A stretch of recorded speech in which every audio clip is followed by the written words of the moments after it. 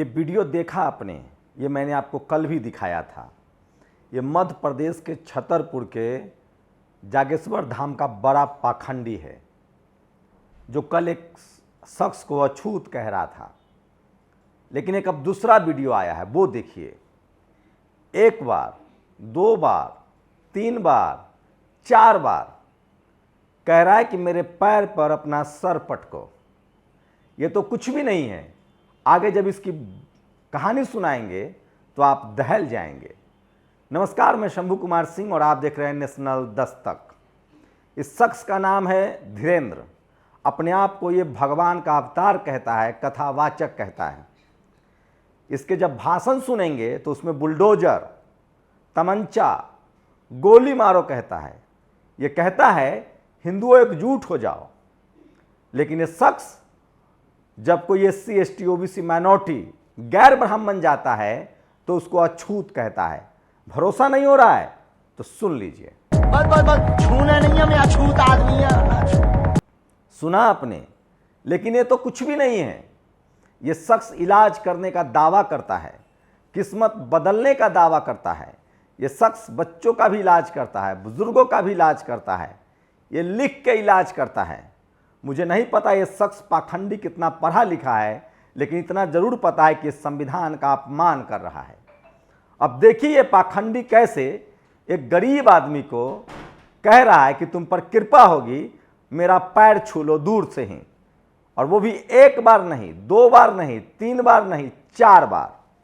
ये देखिए इस पाखंडी को। और एक बेवा जाति ठहरा।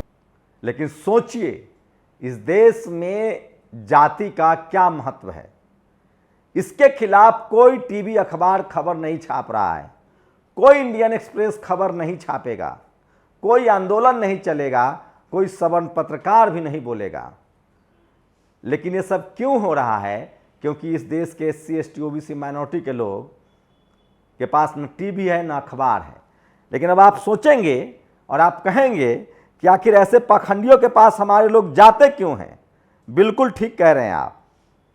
लेकिन अब दिखाता हूं कि इस देश में जो पढ़े लिखे SC ST OBC माइनॉरिटी के लोग हैं, जो IAS बन जाते हैं, कलेक्टर बन जाते हैं, उनके साथ क्या होता है। उनकी भी स्थिति इनसे कोई ज़्यादा अच्छी नहीं है। आपको भरोसा नहीं होगा तो मैं समझा दे रहा हूं और दिखा दे रहा हूं, और ये खबर देखकर आपको पता चल जाएगा कि किस तरह से इसके खिलाफ साजिश हुई है। इंडियन एक्सप्रेस में एक खबर छपी, दिल्ली के त्यागराज स्टेडियम में, नाम है उनका संजीव खिरवार और उनकी पत्नी का नाम है रिंकू डुग्गा। नाम से लगभग सब कुछ साफ हो गया होगा, खिरवार और डुग्गा। अंदाजा लगा लीजिए कि इनकी कैटेगरी क्या होगी, SC ST OBC माइनॉरिटी या जनरल, जो भी कैटेगरी हो। अब मैं आता हूं कानून पर। दिल्ली में कानून था, आदेश था कि शाम 7 बजे के बाद स्टेडियम से खिलाड़ी बाहर हो जाएंगे। बस फिर क्या था, कलेक्टर साहब अपनी पत्नी के साथ, IAS है, कलेक्टर नहीं है, रेवेन्यू सेक्रेटरी थे, अपने कुत्ते को लेकर जाते थे। इस देश के हर शहर में, हर सड़क पर अमीर लोग कुत्ते घुमाते हैं। कलेक्टर, ये IAS जो हैं, खिरवार और डुग्गा फैमिली, ये जाते थे स्टेडियम। इंडियन एक्सप्रेस में खबर छपी, इस देश के तमाम सवर्ण पत्रकारों के पेट में दर्द हो गया। सोचिए, इनको सजा मिल गई। सजा क्या मिली?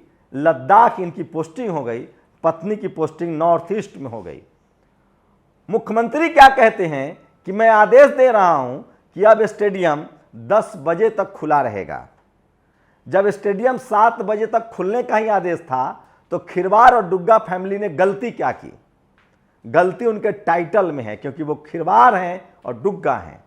ठीक इसी तरह से जैसे कोरोना में एक यादव IAS को थप्पड़ चलाने पर क्या लानत मलानत हुई थी, ठीक इसी तरह से एक कांस्टेबल था, ड्राइवर, वो मूंछ रखता था, मीडिया ने उसको दिखाया। ये जाति का असर है।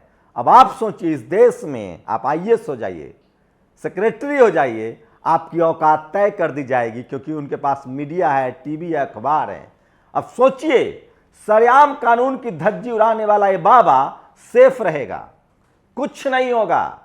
क्योंकि इसका जो जाति है वो इसको बचाएगा, इसका जो धर्म है इसको बचाएगा। लेकिन वही डुग्गा और खिरवार जो है वो भेज दिए जाएंगे लद्दाख या भेज दिए जाएंगे अरुणाचल, और आप बात भी नहीं कर पाएंगे। सोचिए, इस देश में अगर गरीब SC ST OBC माइनॉरिटी है तो आपको रौंद दिया जाएगा, ताले में जकड़ दिया जाएगा, रोज आपके साथ मार पिटाई होगी।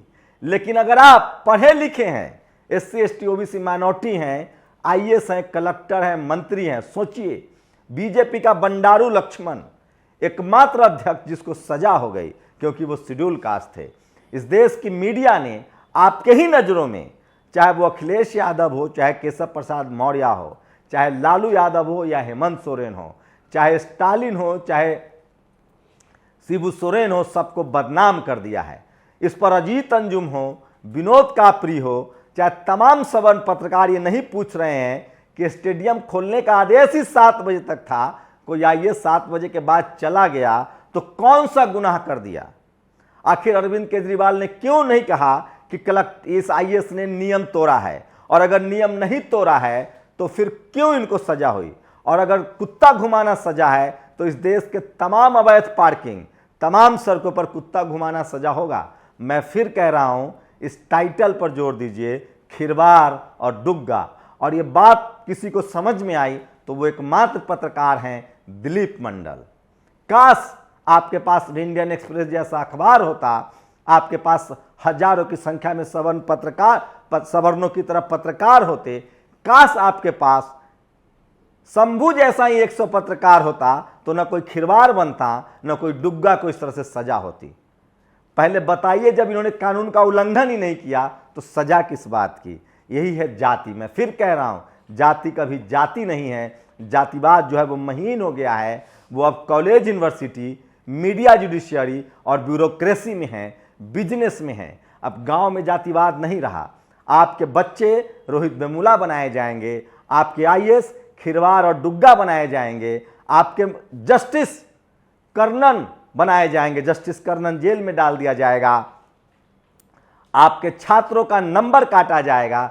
इससे किसी को फर्क नहीं पड़ता है। लेकिन अगर कोई SC ST OBC माइनॉरिटी के लोग कानून भी न तोड़े, जैसे इस देश में एक थानेदार जो है उसकी हैसियत का अंदाजा लगाइए, अगर उसकी जाति सूट करती है। इस देश में एक कांस्टेबल की हैसियत का अंदाजा लगाइए अगर उसकी जाति सूट करती है, और इस देश में एक IAS का अंदाजा लगाइए जिसकी जाति सूट नहीं करती है तो वो लद्दाख भेज दिया जाता है। इस देश में एक ब्राह्मण की जाति देखिए, ये पुजारी किस तरह से लोग के साथ भेदभाव कर रहा है। तो ये सब चलता रहेगा, तब तक चलता रहेगा जब तक आपके पास बेस्ट माइंड नहीं होंगे और आप इनके खिलाफ आवाज़ नहीं उठाएंगे। एक दिलीप मंडल कब तक आवाज़ उठाएगा, एक नेशनल दस्तक कब तक आवाज़ उठाएगा। मैं फिर कह रहा हूं, इसीलिए JNU के हेड ऑफ डिपार्टमेंट जो बहुजन समाज से प्रोफेसर है वो कहते हैं कि आप कब तक उनकी ही इशारों पर नाचते रहेंगे, चाहे वो अजीत अंजुम हो, चाहे वो पंकज झा हो। देश के कल तमाम सवर्ण पत्रकारों ने इस IAS के खिलाफ मोर्चा खोल दिया, लेकिन इस बाबा के खिलाफ नहीं खोलेगा। ऐसा लगता है जैसे इस देश के जो ब्यूरोक्रेसी है वो दूध की धुली है और गलती सिर्फ खिरवार और डुग्गा में है। जब कानून ही 7 बजे तक था, जब आदेश ही 7 बजे तक था, तो 7 बजे के बाद स्टेडियम में जाने पर अपराध कैसे हो गया। दरअसल अपराध ये हो गया कि ये खिरवार हैं और डुग्गा हैं। दरअसल अपराध ये हो गया कि इनके पास न टीवी है न अखबार है। इसलिए प्रोफेसर विवेक कहते हैं कि आपको अपनी बात रखने के लिए अपना मीडिया खड़ा करना होगा, और शायद इसीलिए बाबा साहब ने द मूक नायक, अनटचेबल जैसे अखबार शुरू किए थे। ये बात आपको लगेगी हाइपोथेटिकल, लेकिन मैं फिर कह रहा हूं, शुरुआत में आपको लगेगा कि जो लोग कर रहे हैं, इस देश के तमाम सवर्ण पत्रकार SC ST OBC माइनॉरिटी के रिजर्वेशन पर नहीं बोलेंगे। क्या किसी सवर्ण पत्रकार ने 27% रिजर्वेशन के पक्ष में बोला? नहीं बोलेंगे। वो सिर्फ हिंदू मुस्लिम पर बोलेंगे, वो सिर्फ और सिर्फ ऐसे लोगों के खिलाफ बोलेंगे। इस देश में बाकी सब मनरेगा में मजदूरी करते हैं, इस देश का SC ST OBC माइनॉरिटी ही सबसे भ्रष्ट है। क्या कोई देश से पैसा लेकर भाग गया है? वो कौन लोग हैं जो रोज़ 255 विदेश में अपना वीज़ा बनवा रहे हैं? वो कौन लोग हैं जो इस देश में सबसे ज़्यादा बैंक करप्सी कर रहे हैं, वो कौन लोग हैं जो अरबों खरबों में खेल रहे हैं। लेकिन कार्रवाई होगी सिर्फ डुग्गा पर और सिर्फ खिरवार पर, कल शंभू कुमार सिंह पर, परसों नेशनल दस्तक पर। आप लोग की क्या प्रतिक्रिया, अपनी प्रतिक्रिया जोड़ दीजिए। शुक्रिया। नेशनल दस्तक की आपसे गुजारिश है कि अगर इसको बचाना चाहते हैं तो नेशनल दस्तक को सब्सक्राइब करने के लिए रेड कलर के सब्सक्राइब बटन को दबाएं, फिर बेल आइकन की घंटी दबाएं। नेशनल दस्तक को बचाने के लिए बहुत जरूरी है कि हर खबर को शेयर करें, लाइक करें, कमेंट जरूर करें।